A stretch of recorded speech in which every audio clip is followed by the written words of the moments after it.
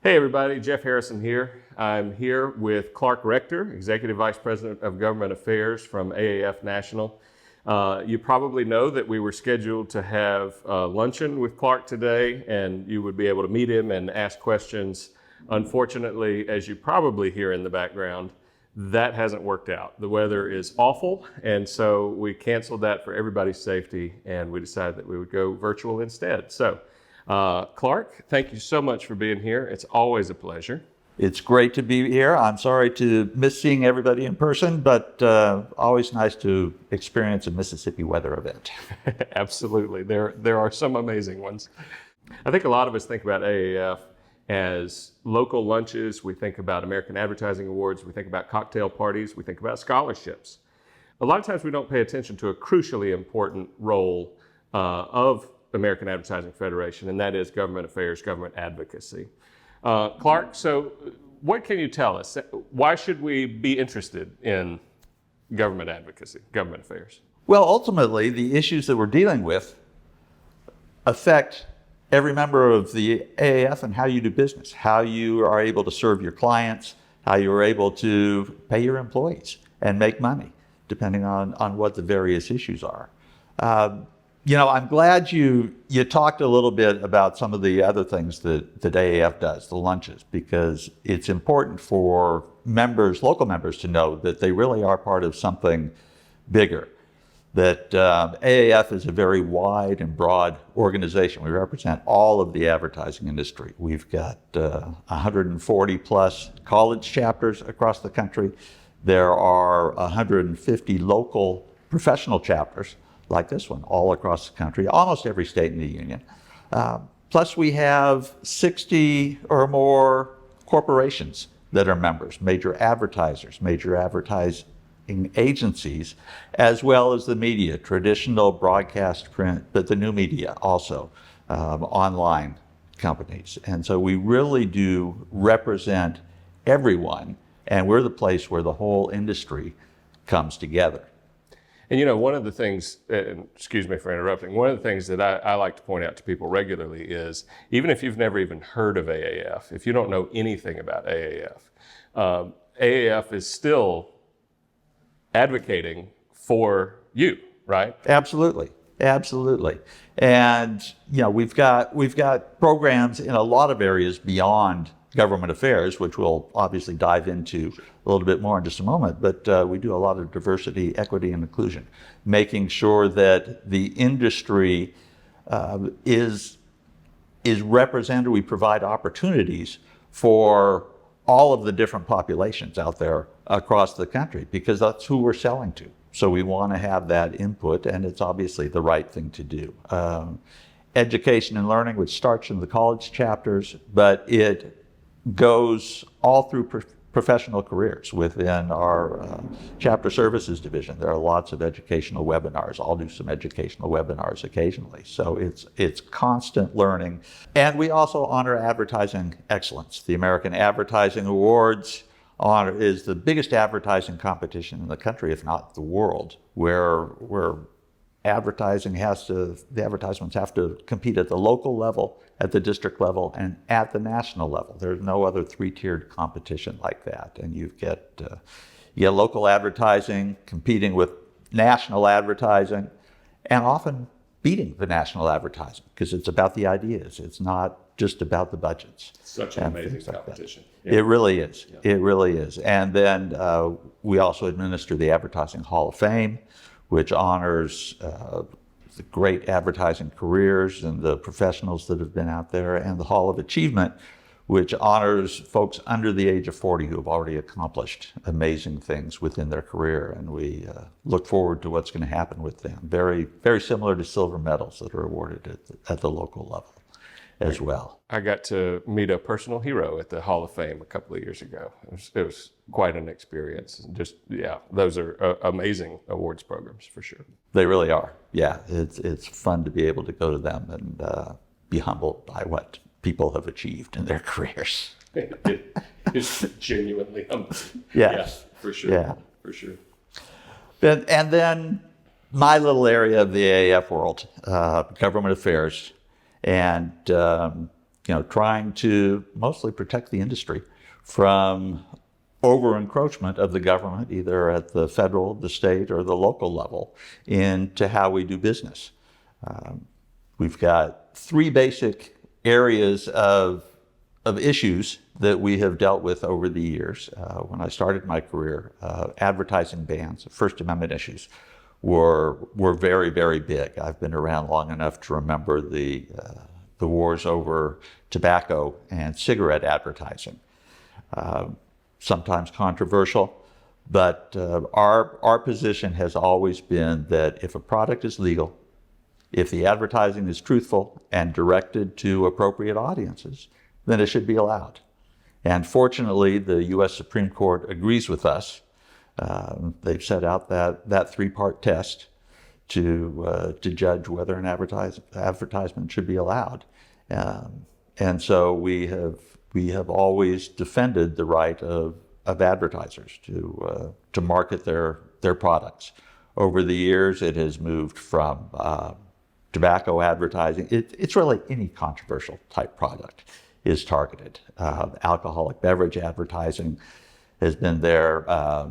Quaint as it seems these days with gaming exploding everywhere, but that used to be very controversial also, and lottery advertising. And of course, that's a huge one here on the Mississippi Gulf Coast. Sure, absolutely. Yes, you big industry. Put me up in a very nice casino. I appreciate that. Yeah, absolutely. Thank you, IP Casino Resort Spa, for a complimentary hotel room for Clark while he's here. Yes, and food advertising, particularly advertising of so-called junk foods to underage populations.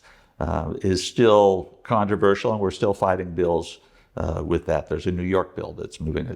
They're trying to move through the legislature right now. That's an area where the industry has really. A few years ago, we put together what's called the Children's Food and Beverage Advertising Initiative, where food companies voluntarily cut back on their advertising, the types of programming and advertising that they would do to kids, and have really acted responsibly. Self-regulation, not just for food, but in other areas, is something that we're very, very strong supporter of, and think we have done a good job. And actually, the Federal Trade Commission, the federal agency that regulates advertising, has been very complimentary of our self-regulatory programs. I think it helps save them some work so they can concentrate on what they seem to be bigger issues. Absolutely. Of course, that's another sort of function of the AAF, going back to that discussion about sort of the advertising ethics, right? Exactly. We need to do the right thing so that we can do our jobs, right? Absolutely. We need to do the right thing because it's the right thing, and we also need to do the right thing so that the government will leave us alone about it. Absolutely, absolutely. And so that's mostly the First Amendment issues. One potential one coming up with cannabis becoming legal in more and more jurisdictions. It's still a very gray area. There hasn't been a lot of advertising with that because of the federal stance and state stance. But we think that that's a potential one coming up, depending on what happens with the various jurisdictions. And again, we have no position whatsoever on whether or not advertising or gaming or anything else for that matter ought to be legal or illegal. But if it's legal, and if the advertising is truthful and directed to appropriate audiences, it should be allowed. Absolutely. Our and I suspect that you're going to speak to this some, but our industry supports so many businesses.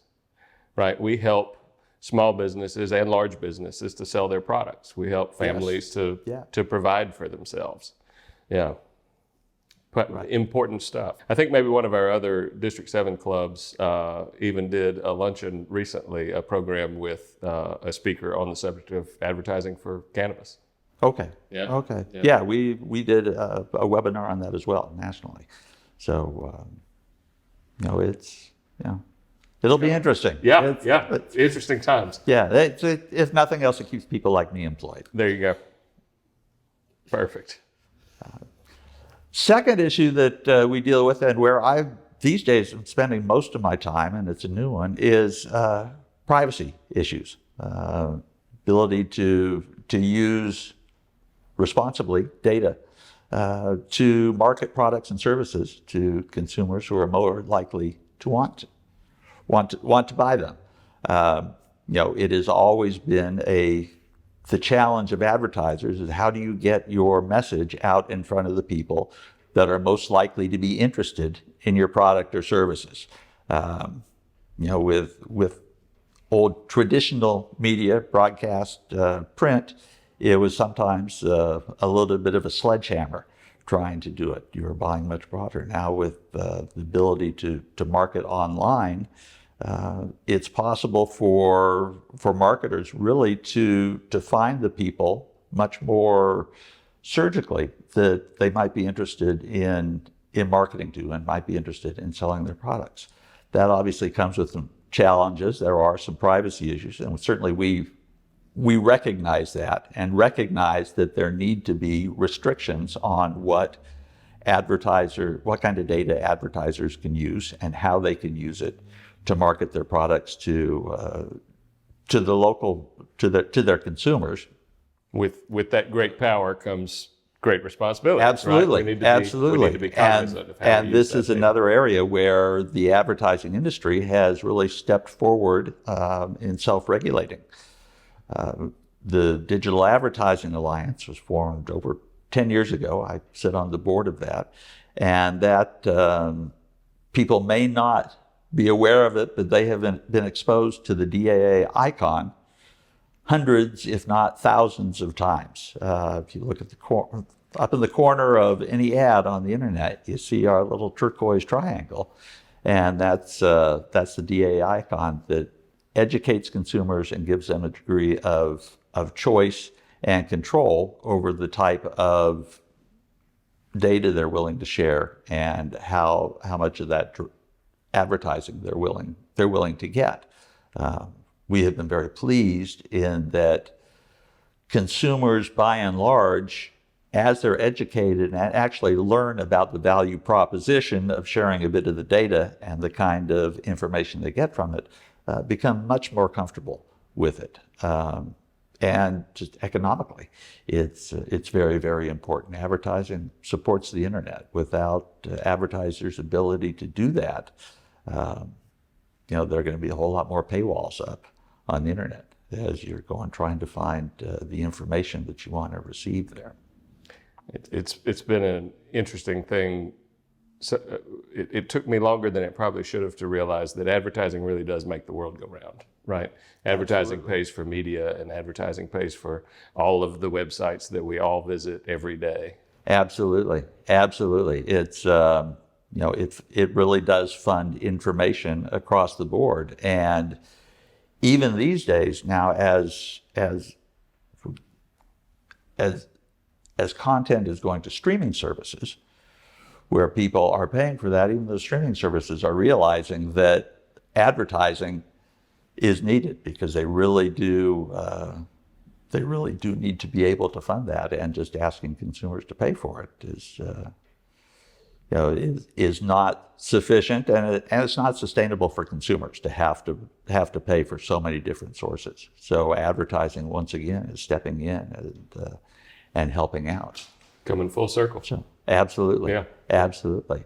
But getting back to the privacy issues, it is an area where a lot of lawmakers at both the state and the federal level are looking at that and saying, gosh, we need to step in. We really need to do something.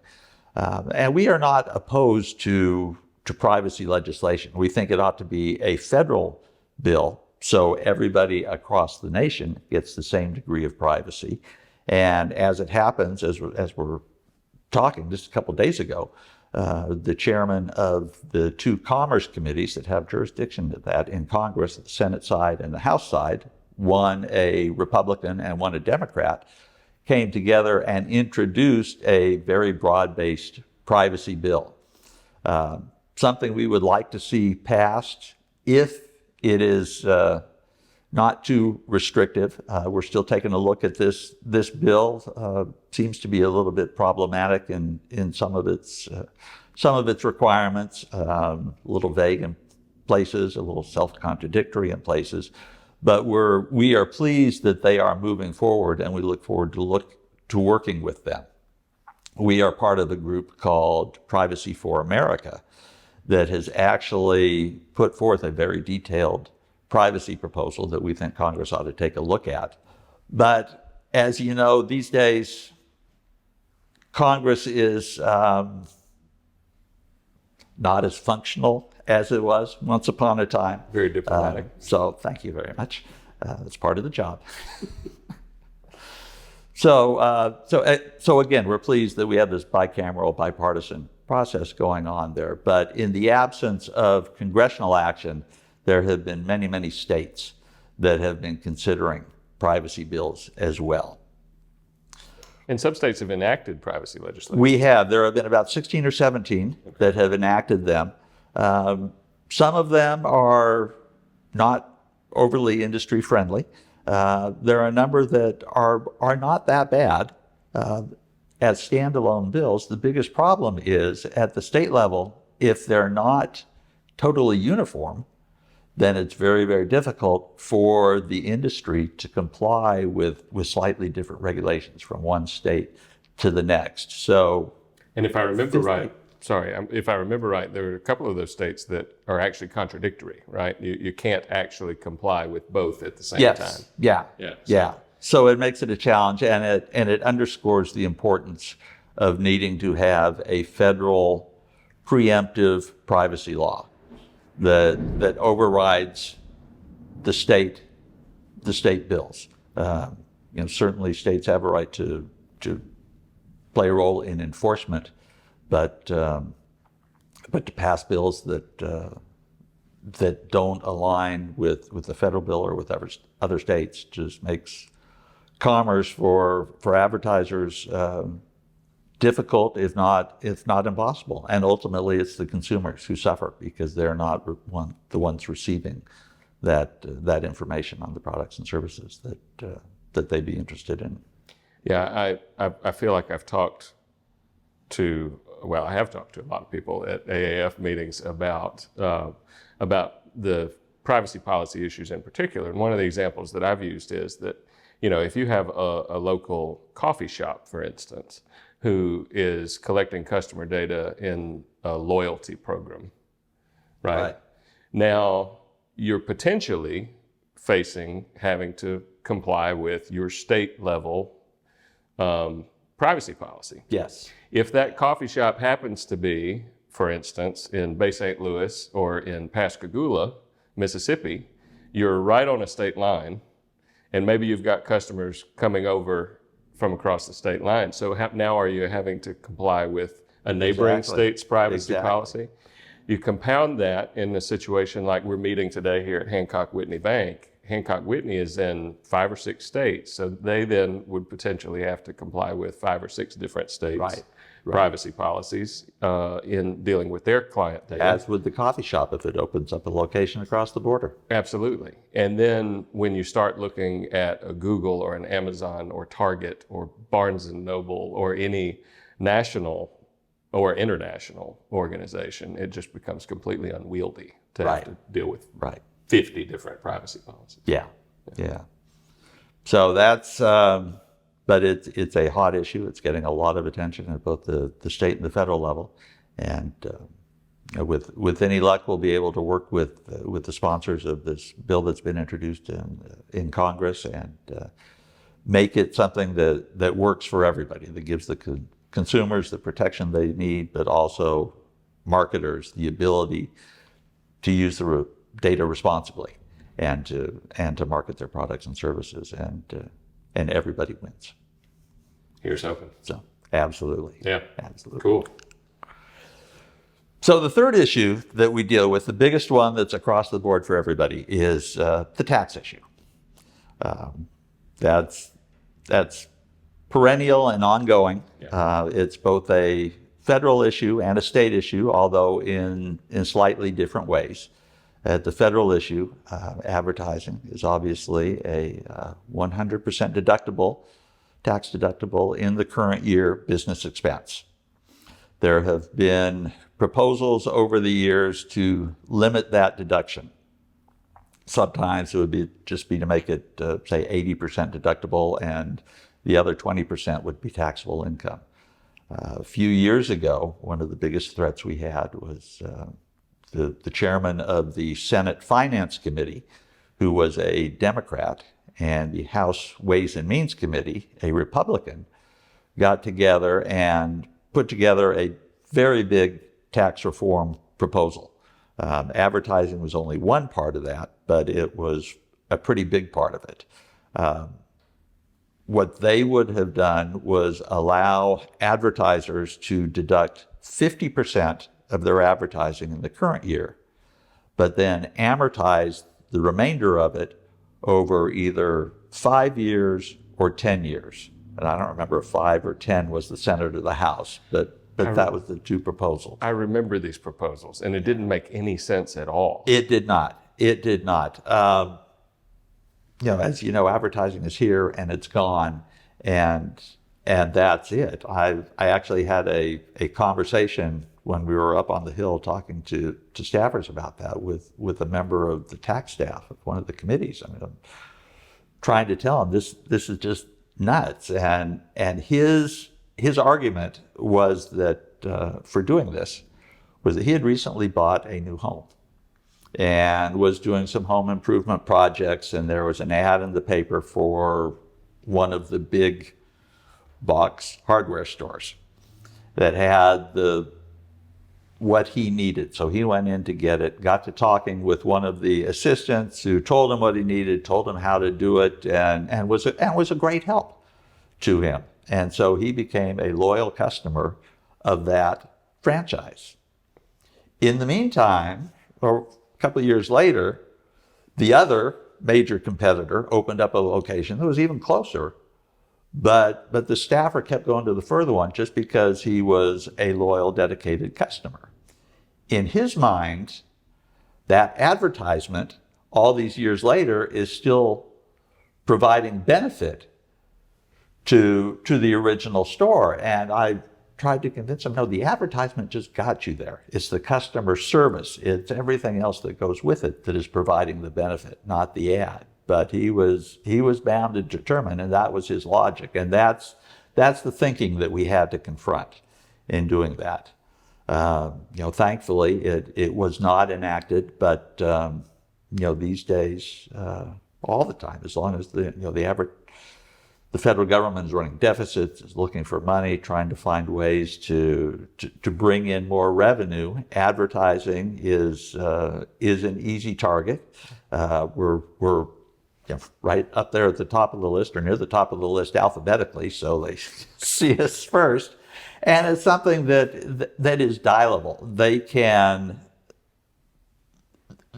can play with the details to get the type of money that they want to get, whether it's bigger or larger. But once it starts, it then becomes much, much easier for them to expand.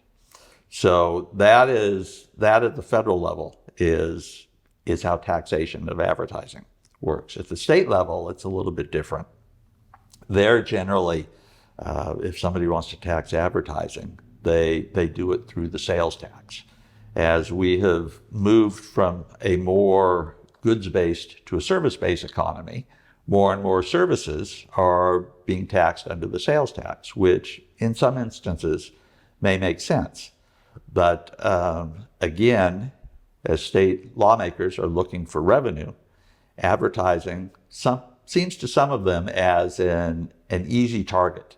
The sales tax is generally a consumer tax, so here's a way for them to get more sales tax revenue with, they think, not impacting consumers, right, because they're not paying it directly.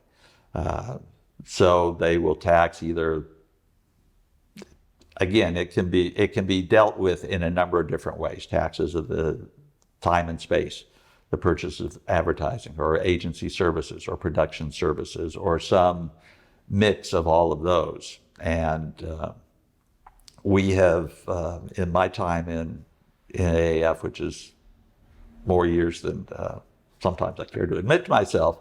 Same. we've seen probably between 35 and 40 states seriously consider taxing advertising and trying to use us as a source of revenue. Once upon a time, before I was at AAF, the state of Florida actually did enact an advertising tax back in the 80s. It was in effect for about 6 months and was such a disaster that they had to repeal it.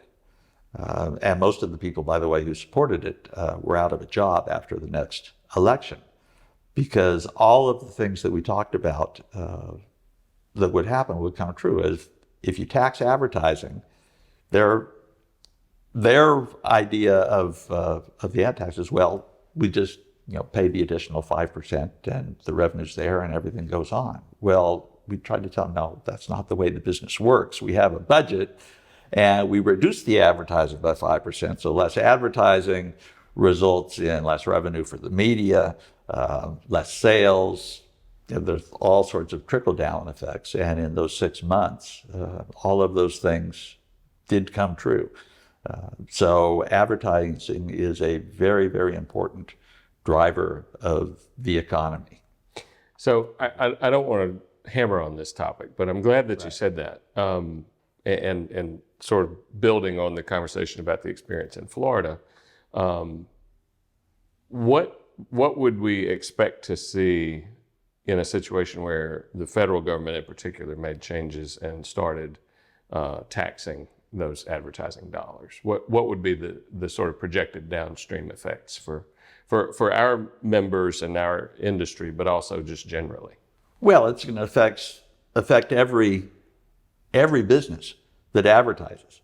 If you can't deduct the full amount, then you're subject to more tax because you have more taxable income, just like your personal taxes. If you don't have as many deductions, the more of your income is subject to taxes. So that's going to reduce the amount of advertising. Any media service that depends on advertising for revenue, be it the broadcaster, and online web page, newspaper, they're all going to get less revenue. And obviously, a lot of the traditional media are suffering already because of the changes in the media landscape. And so that's going to have ripple effects as well. It's going to cause job losses. Less advertising ultimately leads to less sales, so it affects the sales tax revenue downstream. So the impact is really, it ripples. It goes on and on and on. And as I said, in Florida, we saw the beginning of that. And so, unfortunately, it's good that we haven't had a tax since then, but the 1980s, when they did that, is a long time ago. And legislative memories can be very, very short. Yeah. So one of the things that we have done is we've gotten together with a number of our industry colleagues and had a study commissioned to show the impact of advertising and its important role in the economy. And I'll be honest, every industry in Washington, D.C. has done some type of study to show the importance of their industry. Of course. And so we tried to give a little bit of credibility behind this. And so we went to a Nobel Prize winning economist who had done his own basically map of the U.S. economy and showing how things worked. And we asked him, can you tease out how advertising plays a role in this? And he did that, and we have been able to get that study updated over the years so it remains current, to show the impact of advertising, not just in the U.S., but state by state and in congressional districts. And looking at Mississippi, advertising generates over $34 billion in economic activity. And that's billion with a B. That billion with a B. It helps support over 197,000 Mississippi jobs, not just in the advertising industry, but in the different industries that are dependent upon advertising. That, by the way, is about 18% of the jobs in Mississippi. Wow. That are dependent in one way or another on advertising. Every one advertising job supports 102 jobs in Mississippi. So advertising really is a driver of economic activity. Here in the 4th Congressional District, over $7 billion of economic activity is driven by advertising.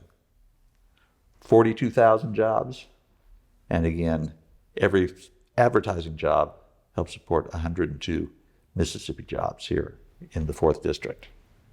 That's huge.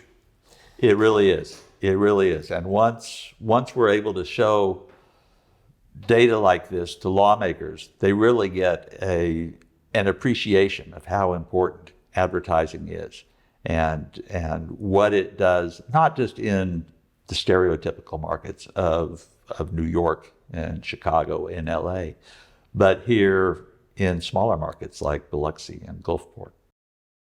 I'm going to take a quick opportunity to just plug an event that AAF puts on, I believe, every 2 years in our nation's capital that I was able to participate in, I believe, last year, where I was able to sit down with some of those lawmakers and some of their staffers and have this conversation about the economic impact in our home, in our great state of Mississippi, Right. That our industry plays, and really help to try to make that case for protecting the deductibility, protecting from other sort of harmful legislation. Right. Yeah. Exactly. Yes. The advertising day on the Hill is, I think, I'm a little biased because it's my department, but it really is one of the most important things that the AAF does, in that it gives not just our local members a view of what goes on, but it gives those lawmakers, the members of Congress and their staff, a greater understanding of the importance of advertising back home in their own districts. And it really is very, very powerful for a member of Congress to have a constituent care enough to come to Washington, D.C., to talk to them about the issues that we care about and that are important to us and that are important to them, because it's important to the economy within their district and within their state. You know, one of the things that we deal with, not just in the tax issues, but all issues, is there's really a misunderstanding of the role and the value of advertising to the economy. Advertising sometimes makes it easy to ridicule the industry if you look at some of the examples that are out there, but even the worst advertising plays a very, very important economic role. It provides consumers with valuable information about products and services, helps encourage innovation of new products, supports new businesses. You started a business, you got to be able to communicate with potential customers, and advertising can be one of the most efficient ways to do that. It helps foster competition and actually keeps prices low. The FTC did a study years and years ago showing that advertising, a lot of people have this view, well, if you pay for advertising, you got to put it into the price of the product, and it makes it more expensive. But it really doesn't. It enables economies of scale and that competition that keeps prices low for consumers. That's really interesting. Yeah, as we talked before, it funds the media, traditional and the new digital medias, provides a platform for wide ranges of views, multicultural points of views. As we were just talking, it supports jobs. It's an economic driver. It stimulates economic activity. Advertising is easy to malign, but it's really important. Our consumer goods-based economy depends on advertising. Yeah, I think, we talked earlier about some of the more sort of controversial products that have caught so much attention in court cases, in the case of alcohol and tobacco advertising, and some of the fast food, junk food advertising. Right. But one of the other drums that I've tried to beat over the years is that we as advertisers have a tremendous amount of power. We help people decide what to buy and what car to drive and what to eat and who to vote for, really how to think about a lot of the aspects of our economy. And it is an education role, right? And as long as we're being ethical and responsible in the use of this power, it's just such an amazing industry to be a part of. It is. Yeah. It is. And we were talking about some of the various AAF things that go on. It's a fun industry to be a part of. So much fun. As well. Yeah. As well. It's not just the economics, but there's a lot of creativity that goes into it. It's a lot of work, as but it's well. So much fun. It is. It is. It's been a pleasure being able to work with people like you and your members all across the country. And as we talked before, you're part of something much bigger. There is a network of advertising professionals in markets in almost every state. And by getting involved as you have, by being governor, you get to meet a lot of those folks across the country and network, and not just on AAF business, but on your own business as well. I know a lot of folks who've gone from local shops to regional shops and sometimes national because of their AAF connections. That's amazing. Yeah. So, for government affairs, for our members, for members of AAF, not just Mississippi Gulf Coast, Right. but generally, Right.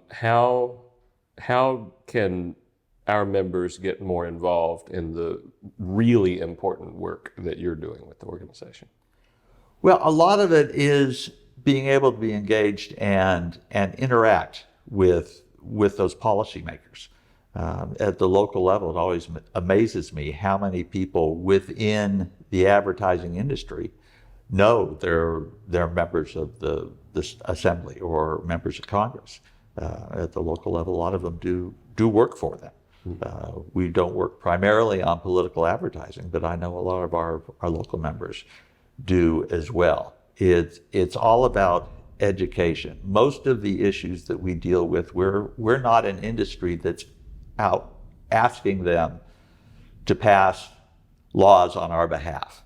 Now, the privacy, where we're trying to get a national privacy standard, is the first time in my career where we've actually advocated for a law. For the most part, we want to be able to be left alone. Don't tax what we're trying to do. Don't ban what we're trying to do. Let us work responsibly on behalf of our clients and serve consumers. And so a lot of it is, as we talked about the benefits of the advertising, we really have a positive story to tell. And it's a matter of trying to find ways to educate lawmakers so that they don't go after us. It's always, dramatic if a bill comes up and we lobby and, they vote against it and gosh, it was a great win. But the better win is if the bill doesn't come up at all. Yeah, absolutely. And they don't try to tax us and they don't try and ban us. And so a lot of it is just ways, how can you educate them and be visible to those policymakers? If your club's got a newsletter, put them on the mailing list and let them see that there's a local industry. Find ways to get them involved. Pretty much every club does an American Advertising Awards. You can sometimes bring in some of those local officials to present an award. You're not lobbying them, you're not talking about an issue, but they're seeing that there's a vibrant industry there, and they're seeing the best you have to offer, assuming your judges choose wisely, and they usually do.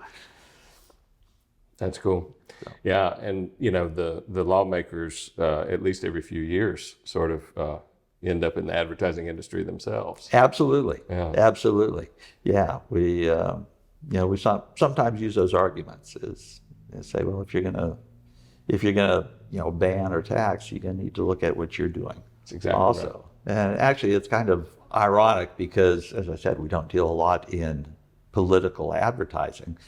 And it's a little upsetting because that's the only real exposure some of them have to advertising. And quite frankly, they deal under a different set of rules than we do. Under the First Amendment, political speech you can't do anything with. So the things that we have to worry about in terms of truth and substantiation of what we say are not things that that political advertisers need to do. They can get away with a lot more than the commercial advertisers can do, and sometimes they don't appreciate that fact. They think, well, everybody does it, and it's just not true. That's interesting too. Yeah. Back to that education piece. Absolutely. Educate yourself. Get to know things. Who do you know? What can we do? You know, anybody who wants to learn more and get to know more is always able to give me a call. Direct. We're at the AAF offices. Everything is on our website, aaf.org, and we'd be happy to get them involved. We talked a little bit about the Day on the Hill, where folks come to Washington, D.C. and talk to their members of Congress. We've had a lot of states now at the local level are doing days in the Capitol. Florida has done this every year, actually, since the ad tax passed in '86. They get a big contingency to spend a day in Tallahassee talking to their local lawmakers. But Nebraska, Iowa, Texas, in fact, the whole 10th District in Texas did an online day in the Capitol, and then each state went out and talked to their local folks. And they can be relatively easy to do. I'm happy to help people try and organize if they want to do that, put them in touch with other states where they have done it, find out what works, what doesn't. But again, it's all about that education. It's a constant process. The industry turns over and lawmakers turn over, so there are always new people to educate. Oh, that's a great point too. I hadn't even thought about every time there's an election, we need to sort of start fresh with something. Absolutely. One of the nice things has been that advertising has never been a particularly partisan issue. As I talked about the last big advertising deductibility issue, you notice one was Republican, one was a Democrat. We have had people come after us from both sides of the aisle, but we have also had very, very strong defenders on both sides of the aisle, as it should be. Privacy bill is also a bipartisan. Absolutely. Yeah. Yes. Yeah. Very cool. Yeah. Clark, thank you so much for being with us. I appreciate you traveling in. I'm really sorry that the weather has been such an adventure, but I hope you have great travels. It's always tremendous information. I have regularly referred to Government Affairs as maybe the most important, least sexy thing that AAF does. It's not as visible to our members, but it is so crucially important. I always make the case, every agency head and every assistant working in a realtor's office who's dealing with social media and Yellow Pages ads, if that's still a thing, are benefiting from the work of AAF, and specifically the work that you're doing in DC. Well, I appreciate that, and I appreciate your support and your involvement in everything you've done for AAF, not just in government affairs, but across the board. And despite you calling me the least sexy thing at AAF, it was a pleasure to be here. I'm sorry I didn't get a chance to see the members face to face, but I hope at some point in the future it will happen. Well, hopefully someone will get in touch. And on that subject, if you want more information, get in touch with us. Go to mgcaf.org or go to aaf.org. You can get in touch with Clark about how to be more involved in government affairs or any other aspect of AAF. And if you're not currently a member of AAF, what are you doing? Join AAF, mgcaf.org. Thanks, everybody. Thanks, Clark. Thank you.